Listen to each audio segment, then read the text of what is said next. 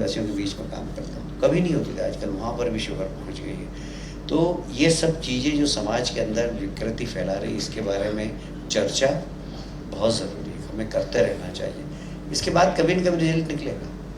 यदि हमने खान पान पे चर्चा करी तो लोग फिर समझने लगेंगे कि हाँ, हमें इस पे विचार करना है। कभी कभार कचौरी खा ली तो ठीक है, बाकी रोज़ के रोज़ खाएं।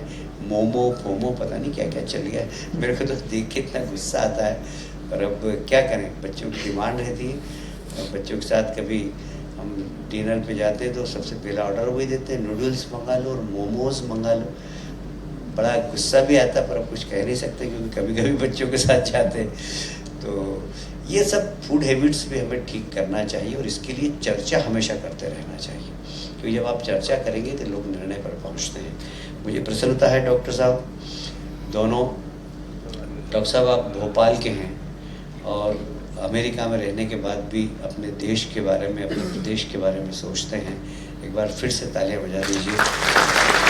मुझे गर्व है आप जैसे लोगों के ऊपर, और आपने संस्कार संघ की शाखा में पाए हैं वो संस्कार साफ झलकते भी हैं आपकी विनम्रता से। आप इतने बड़े डॉक्टर हैं, आपने कितनी विनम्रता के साथ अपनी बात कही। डॉक्टर राहुल, मैं बहुत राहुल भार्गव साहब, मैं आपके साहस की प्रशंसा करता हूँ और मैं इस आपने चैलेंज स्वीकार किया, मैं इस चैलेंज को स्वीकार करता हूँ कि आपको क्या क्या फैसिलिटीज़ चाहिए, वो चैलेंज मैं स्वीकार करता हूँ। शहर का प्रतिनिधि हूँ जहाँ पर लोग रबड़ी और रसगुल्ले खाना भूल गए और पता नहीं पिज़्ज़ा मैगी और पता नहीं, मैं तो नाम ही नहीं जानता हूँ, मेमो फेमो क्या क्या खा रहे हैं। आप आमंत्रित कर रहे हैं बीमारियों। मुझे लगता है कि जिस प्रकार के जो उसमें क्या बोलते हैं उसको, सिरप वगैरह डालते हैं अजय, हाँ पता नहीं क्या क्या डालते हैं और सब खतरनाक है और सब कहते हैं खतरनाक है। मुझे लगता है कि इसके ऊपर हमारी सरकार अध्ययन करेगी और कुछ चीज़ों को तो बंद करवाना चाहिए और डॉक्टर्स को प्रमोट करना चाहिए कि जो भी बच्चे आएँ उनके पेरेंट्स को बताइए कि क्या खिलाना। आप यदि आपके बच्चे को प्यार करते हैं तो कम से कम इन चीज़ों से बचाइए। खान पान बहुत ज़्यादा ज़रूरी है कि अच्छा हो, स्वस्थ खाएं।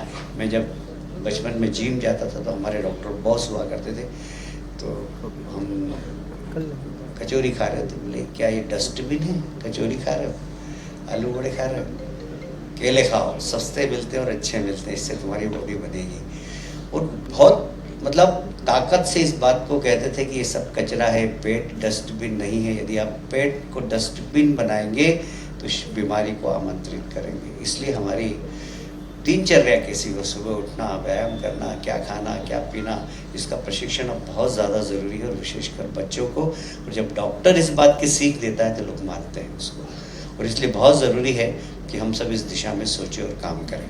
मुझे बहुत प्रसन्नता डॉक्टर दीक्षित साहब और सुमित, आप लोगों की टीम ने जिस तरीके से यहाँ पर इंदौर को गौरवान्वित किया है, हम इसका विस्तार भी कर सकते हैं। हम इसको बोन मेरो की एक राजधानी बना सकते हैं कि इंदौर में लोग कहें कि बोन मेरो का ऑपरेशन करना है तो इंदौर जाए और इंदौर में कराएं। हम इसके लिए जो भी आवश्यकता हो, आपको समाज से, सरकार से, आप एक प्लान करिए और ज़्यादा से ज़्यादा प्रशिक्षण देने वाले हमारे पास डॉक्टर भार्गव और सतवानी साहब हैं, वो डॉक्टर्स को प्रशिक्षण भी देंगे। बड़ी टीम बनाइए, बड़ा काम करिए। मैं अभी डॉक्टर दीक्षित से भी बात कर रहा था कि इसके बाद हमें हार्ट के बारे में भी सोचना है। बहुत पहले आदिवासियों में हार्ट की बीमारी नहीं होती थी, तो वहाँ भी पहुँच गई है। ये यूरिया जहाँ जहाँ पहुँच रहा है, ये सब बीमारी पहुँच रही है। पहले आदिवासियों को कभी शुगर नहीं होती थी। यदि आप ये वीडियो YouTube पर देख रहे हैं तो हमारे चैनल को सब्सक्राइब करें और बेल आइकन को दबाना ना भूलें। अगर आप Facebook पर ये वीडियो देख रहे हैं तो हमारे पेज को लाइक करें। आप हमारे WhatsApp चैनल बंसल न्यूज को फॉलो कर हर दिन लाइव अपडेट्स भी पा सकते हैं।